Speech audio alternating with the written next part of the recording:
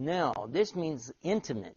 No one would be that close to you. In other words, your wife or husband is the one that has the right to be this close to you, but don't take other people to be that close to you that aren't of your faith or not of your belief, and certainly not needing to know all about your personal business. And this is more or less the interpretation, I think, of the word bitana, rather than to just say friend. Because as a matter of fact, the Prophet Muhammad, peace and blessing be upon him, he used to have associates that he dealt with all the time who were not Muslims. He dealt with the Jewish people who lived in the community, and there were many, by the way, who lived in Medina, and that was the last city that he lived in. And then there were many of the mushrikeen that he dealt with, those who are idolaters. There were, of course, Christians that he dealt with. And this was not saying that you cannot have Jews and Christians as your friends. So this word bitana actually meant something intimate, so close to you, like your garments. So now we've understood the usage here of this in a couple of ways. And another thing, too, is to talk about what should I wear. And there is an important thing that a Muslim should always wear during the month of Ramadan. Now, you look at me as I'm dressed now, and you see, okay, this looks like some sheikh from maybe Medina al-Munawwara, or somebody from Mecca, maybe coming from the Arab Gulf, the Khaliji area. You say, look, he has this, mashallah, this, and so and so. But actually, what is the value of the clothes? And in fact, Allah tells us that we're supposed to have al-bir and al-taqwa. And these are the things that we should wear. These should be the garments for us, rather than to be concerned over our garments, our outer garments. We should be a lot more concerned with something else, what's inside. Now, if you look at this garment that I have right here, kind of shiny and pretty right there, isn't it? So, but what would be the value of this really, you know? It actually could be uncomfortable. If you're standing in a studio like I am and you're recording programs, this would get hot and you'd say, I'll take that thing off. And it reminds me of something I learned when I was a kid about the sun and the wind. And the sun was talking to the wind. And the sun said, I can get this guy to remove his coat. And the wind said, I can get this guy to remove his coat.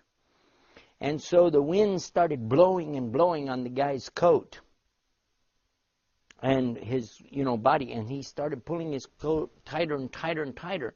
The wind couldn't get his coat off of him. But then the sun came and lit up the whole place and got it warmer and warmer. Finally, without any effort at all from the sun, the man just took off the coat. Why? Because it became too warm. The point behind that story was, by trying to force somebody, it'll never work.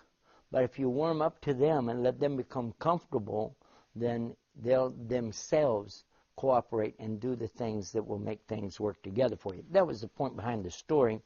And now I want to demonstrate something else too, that these garments that we have on don't necessarily mean we're Muslims or that we're better than somebody else. And it doesn't mean that just by wearing a garment, suddenly you have more knowledge. Now, you say, oh, that looks more like a normal person. I see a Muslim walk down the street can look like this. So could this be the dress of a Muslim? And the answer is, yeah, it could be. But then, you know what? I'm not as comfortable in that as I am in what I like to hang around the house. This, by the way, my wife made that for me. You like it? That's my Ramadan garment. You know, you get new clothes in Ramadan, at the end of Ramadan especially.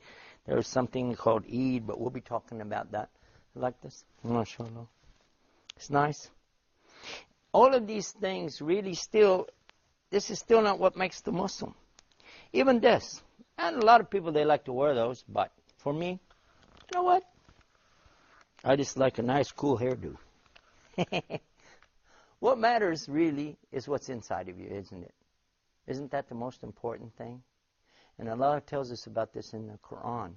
In the same chapter we've been reading out of, called Surah Baqarah, chapter 2, and it's verse 177, when Allah said, it's not al-bir, that you're turning your faces to the east, to the west. This is not what makes you righteous. It's not really what is taqwa with Allah subhanahu wa ta'ala.